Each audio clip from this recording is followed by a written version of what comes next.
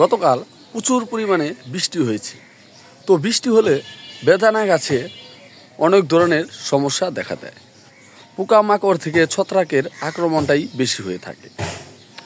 তাই বৃষ্টি হওয়ার পর যখন বৃষ্টিগুলো গাছ থেকে শুকিয়ে যাবে, তারপরে আমরা গাছে ওষুধ দিয়ে দিব।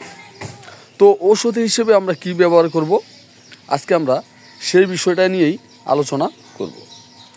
প্রথমে আমি বলে দিচ্ছি, সকালে যদি বৃষ্টি হয়, যদি বিকালে দেখেন যে গাছের পাতাগুলো শুকিয়ে গেছে, ঠিক তখনই গাছে আমরা ওষুধ দিয়ে দেব। আর যদি দেখি যে না, দুপুর বিকালে বৃষ্টি হচ্ছে, তাহলে আমরা আগামীকাল সকালে গাছে আমরা ওষুধটা দিয়ে দেব। তবে ওষুধটা দিতে হবে, এটা বাধ্যতামূলক। কারণ ওষুধটা যদি আমরা না দিই, তাহলে গাছে প্রচুর পরিমাণে ছত্রাকে আক্রমণ করবে এবং পাতাগুলো আস্তে আস্তে হলুদ হয়ে যাবে।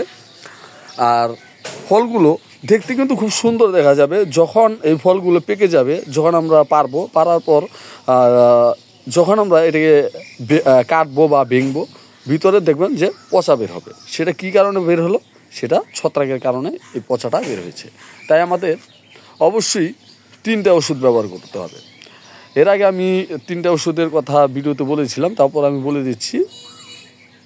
প্রথমত ব্যবহার করতে হবে ছত্রাকনাশক, সেটা হচ্ছে ম্যানসার। আপনারা যদি রেডমিল গোল্ড বা সাফাঙ্গিসাইড বা ম্যানসার যে কোনো একটা ব্যবহার করলেই চলবে, তাতে কোনো সমস্যা। 1 লিটার পানিতে আধা চামচ দিয়ে তারপর গাছটাকে সুন্দরভাবে বৃষ্টি যেমন ভিজিয়ে দেয়, ঠিক সেরকমভাবে আমরা গাছটাকে ভিজিয়ে দেব। তো এভাবে যদি আমরা পরিচর্যাটা করি, তাহলে আমাদের গাছে কোনো ধরনের ছত্রাকে আক্রমণ করবে না। তো গতকালকে প্রচুর পরিমাণে বৃষ্টি হয়েছিল। আজকে আমি সকালবেলায় গাছের মধ্যে ওষুধটা দিয়ে দিয়েছি। তো আমি এখানে রেডমিল গোল্ডটা ব্যবহার করেছি। তো আপনারা দেখে বুঝতেই পারছেন যে আমি সকালবেলা স্প্রে করেছি। বেদনাটা লক্ষ্য করুন, একটু সাদা সাদা ভাব দেখা যাচ্ছে। আর এর সাথে ম্যানসারের সাথে আপনারা নিয়ে নেবেন একটি রাসায়নিক। সেটা কি? সেটা হচ্ছে ইমিটাপ। ইমিটাপটা নিলে খুবই ভালো হয়, পোকামাকড়ে কাজ করে। আর এর পাশাপাশি আমরা ভাইটামিকটা নেব। ভাইটামিকটা নেওয়ার উদ্দেশ্যই হচ্ছে গাছের পাতাগুলো যাতে কুঁকড়ে না যায়, তার জন্য আমরা এই ভাইটামিকটা নিয়ে নিয়েছি।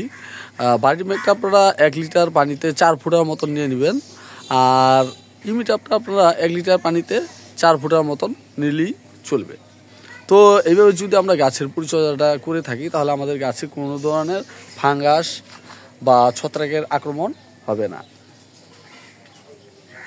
তো দেখুন, আমি প্রত্যেকটি গাছ সকালবেলা ঘুম থেকে উঠিয়ে আমি ভিজিয়ে দিয়েছি। এখন সূর্য উঠে গেছে। তো সবসময় আমাদের এই কাজটি করতে হবে সূর্য ওঠার আগে এবং সূর্য ডুবার পরপরই এই কাজগুলো করা উচিত। দেখুন, আমি প্রত্যেকটি গাছ সুন্দরভাবে ভিজিয়ে দিয়েছি। তো ভিডিওটি ভালো লাগলে অবশ্যই চ্যানেলটি সাবস্ক্রাইব করবেন, লাইক করবেন, শেয়ার করবেন, কমেন্ট করবেন। এগুলো আজকের মতন আমি বিদায় নিচ্ছি।